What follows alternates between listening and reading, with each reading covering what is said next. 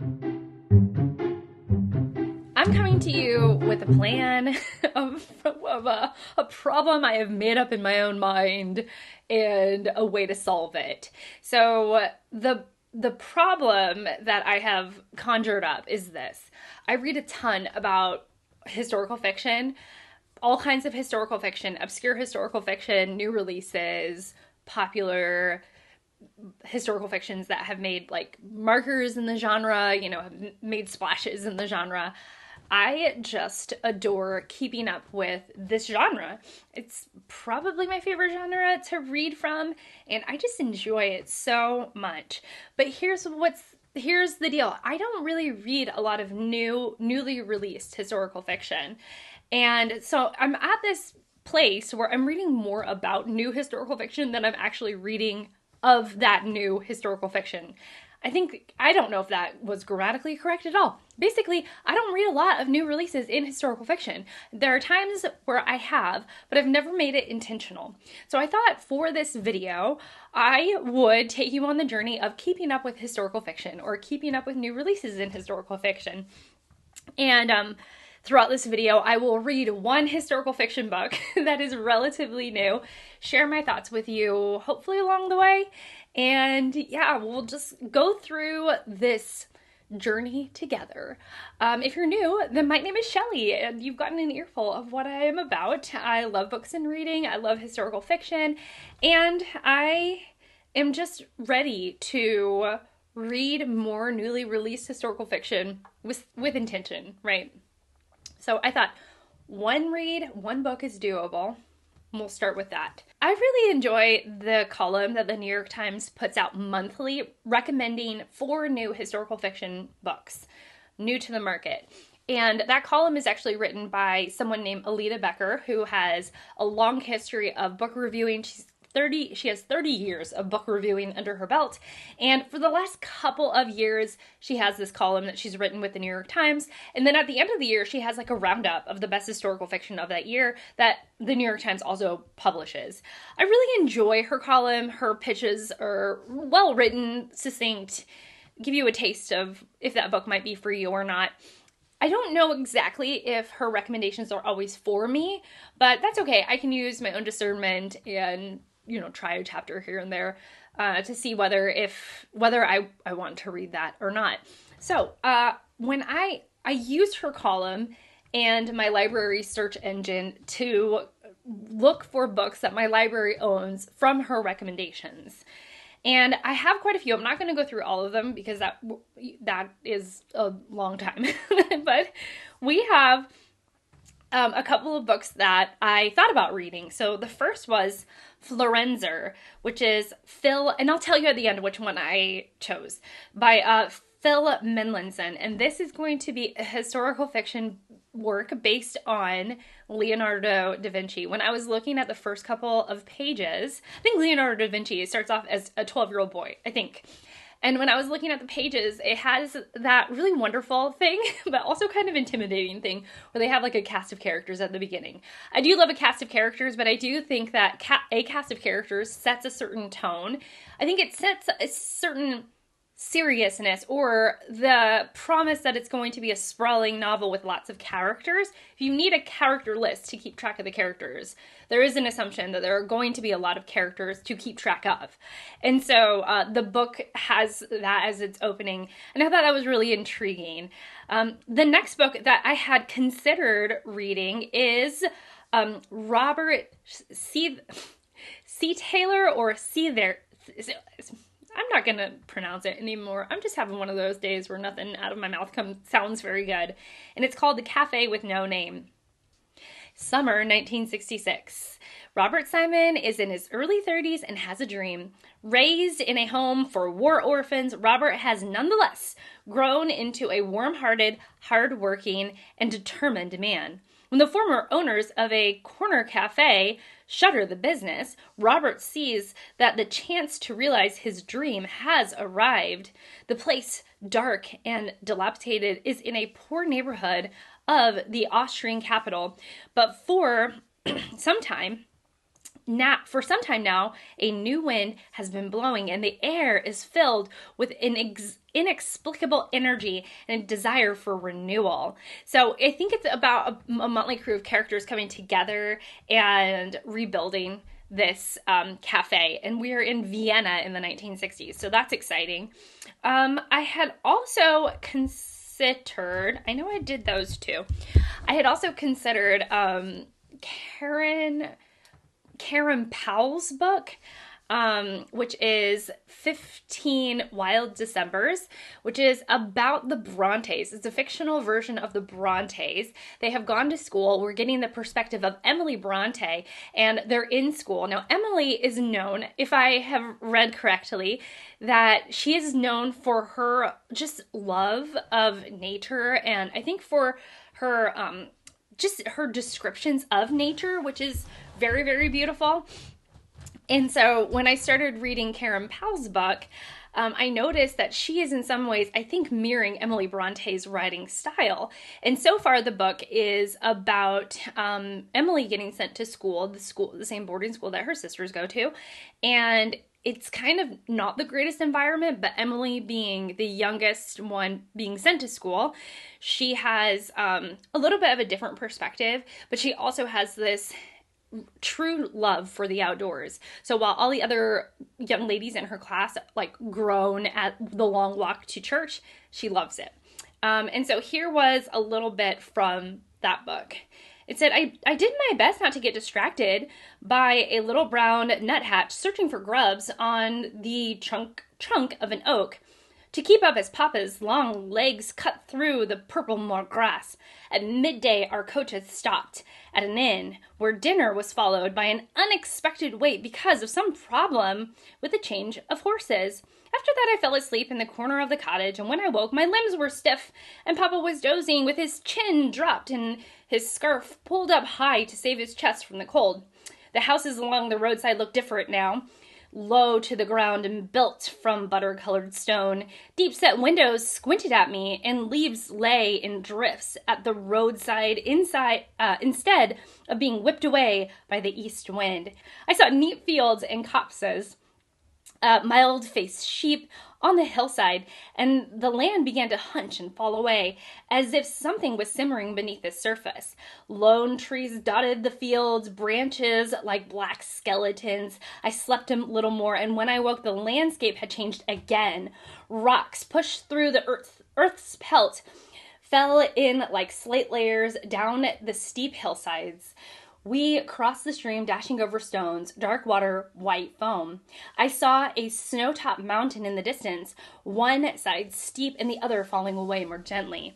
So there is this real homage and noticing of nature and this really lush writing style. Maybe not like the most purple of the purplest prose out there, but like there is definitely that touch of purple prose and the description, the sort of elaborate description of some of the settings. So yeah, I have tasted that one. The other book that I had considered was The Paris Express by Emma Donoghue, an author I've read before. I'm really into rereading authors that I've enjoyed.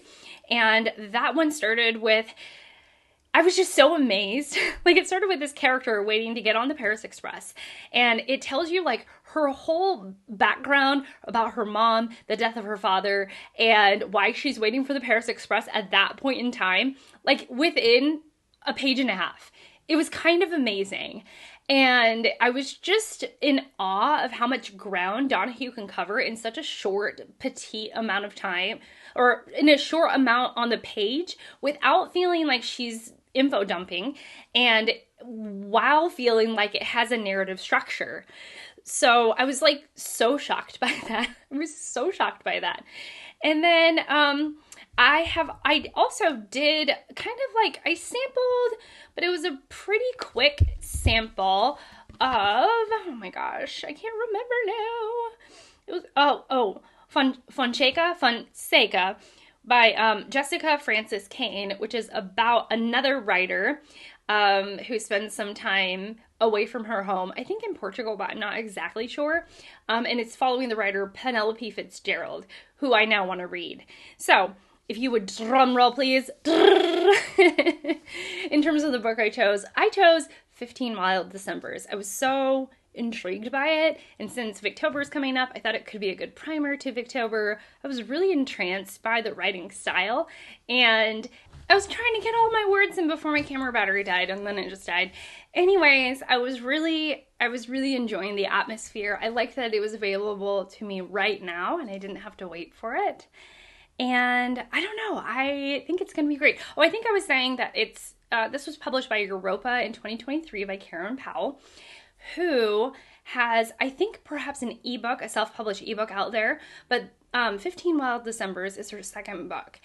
She has a debut that Europa also put out, and this current book, her most recent 15 Wild Decembers, actually was shortlisted for the Nero Prize, which is a fairly prestigious prize from what I've seen. I don't know much about the prize, nor do I follow it, but I think that they have it's like 4 or 5 categories of 5 books each. So like 5 excellent debuts that year, 5 excellent fiction, 5 excellent, I think, children's books.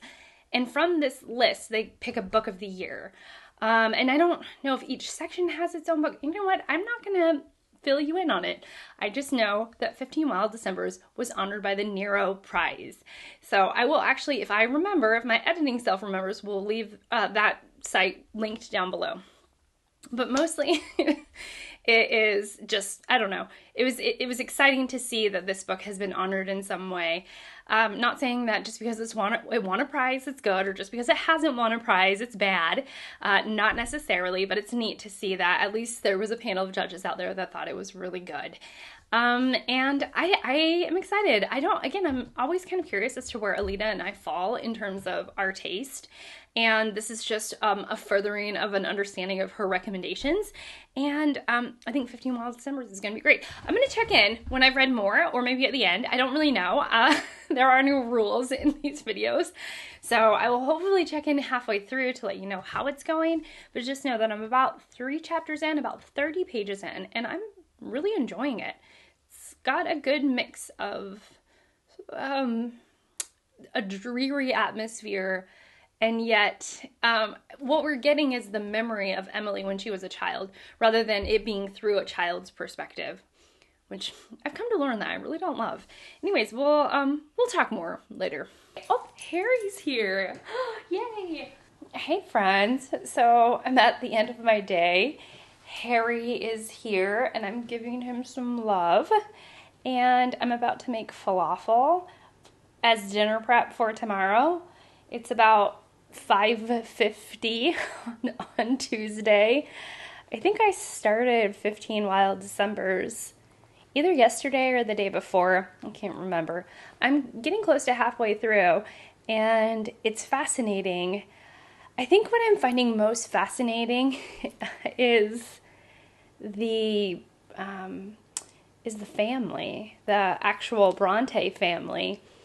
It's focusing in mostly on the siblings, considering that it's from Emily's point of view. There is this undercurrent of creativity, as one would assume in a family like this. I think what I knew about the Brontes was that they lived on the moors and they wrote really fantastic literature, in spite of being kind of sheltered and leading a rather quiet life. I also knew that there were several sisters and a brother, and the brother was kind of, I don't know, like a kind of a disappointment. These are kind of the basics that I knew about the Brontes. I'm not somebody who has been in love with them for years, although I read Wuthering Heights a couple of decades ago in a college class, but we didn't talk much about the actual Brontes. And I read part of Elizabeth Gaskell's biography on, I think, Charlotte Bronte. I didn't read the whole thing, though. So it was, a contemporary of Charlotte Bronte writing about her life. So it had this interesting perspective.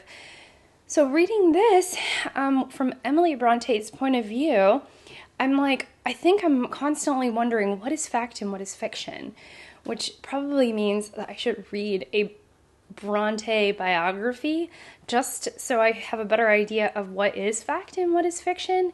So, for example, Emily, and it's talked about sort of it's a pretty quiet book. Nothing is overstated or overly dramatic. And in this quietness, it says that Emily is a mute. And so I'm like, huh, interesting. And like a selective mute. And some of this has to do with the trauma of losing some of her siblings when she is quite young. We meet her without a mother. See, again, I have more questions than answers because I'm like, okay, so when did Emily's mother, like the Bronte daughter's mother, when did she pass? Was it in childbirth to Emily? But I don't think Emily's even the youngest. So there's all these kind of questions. But one of the things is that Emily really loves being outside. Everybody's creative. All of the females struggle. There's definitely a bent towards Bromwell, their brother, of favoritism. Just that he has it the easiest. There's this expectation that these women are going to have to serve as governesses, serve as teachers, because they're educated but not of high society. So they're going to have to make a living.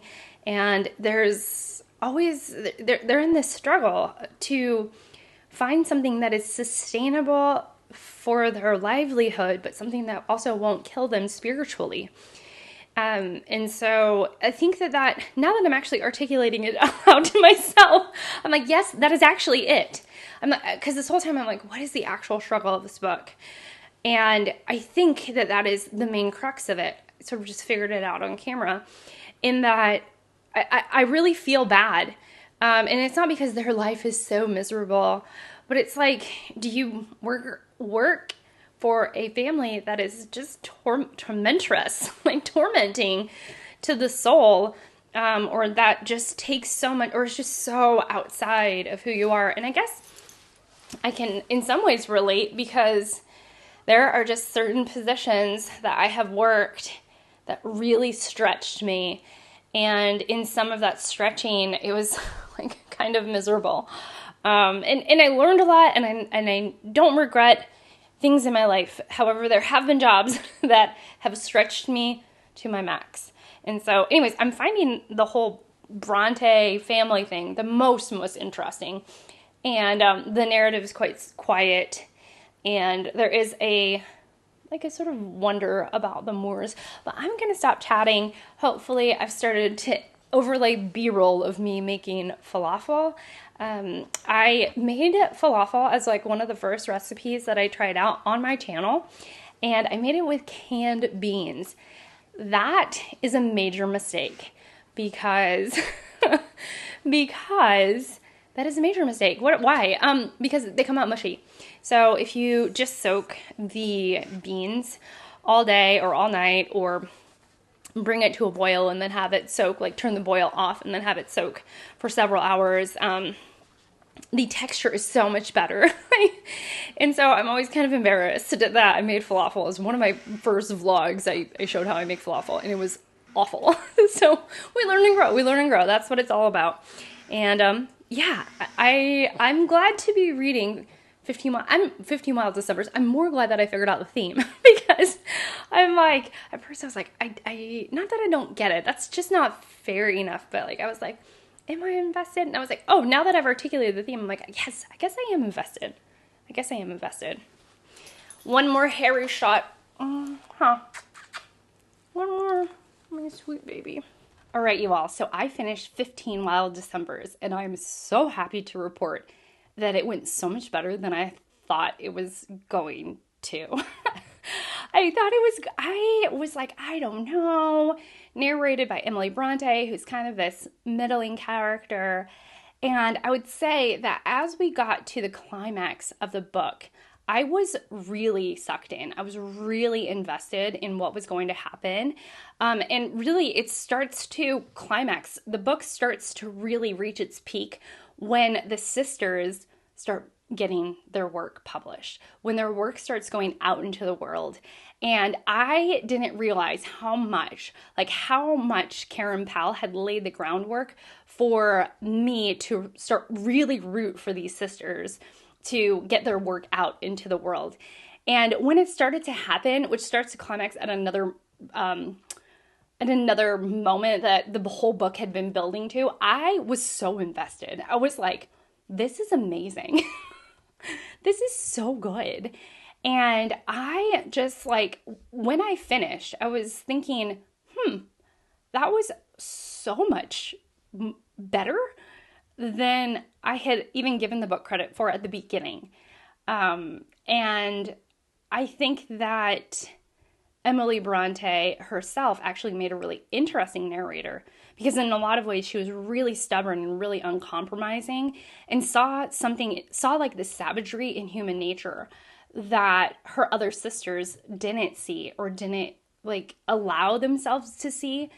So that was really interesting. And then also like her perspective, having an older sister, Charlotte, and then a younger sister, Anne, and being right there in the middle and seeing Charlotte and accepting her for who she was, and then also being like a guiding force for Anne, was really fascinating as well. And the way that Karen Powell constructed Emily, being like someone who had such a strength of character, someone who really was in love with the moors and the outdoors in a lot of ways, and had like a reverence for it, was so good. It was so fascinating. And yeah, I thought it was great. And like surprise, like twist ending for me was of my own feelings. The feelings was that, wow, I just read something that was really, really good. And so, you know, between myself and Alita Becker, like one point to her, I'm so glad that she recommended this. I would not have picked it up without her recommendation. And I was like, dang girl, this is like a really, really good recommendation. I'm so glad, so glad. So a strong recommend for me to you if you decide to read 15 Wild Decembers. Just know though that it is pretty quiet. It's a pretty quiet, like pretty restrained, I would say, even first 2/3 of the book. It's not boring. It's quieter. And, but I do think it's put into good use, because I didn't realize the struggle that these sisters are in really helped me grip onto who they were, and really got me rooting for what, you know, for their own ambitions to go somewhere. And then when it finally happened, I was like, wow. It was so satisfying. All right. Even though it's like, I know, like we all know about the Brontes. We all know how their story ends in some ways. And it was still a surprise. All right, well, that's it for me. Thank you so much for watching. Thank you so much for being here. I really appreciate you. And I hope to see you all in my next one. Bye.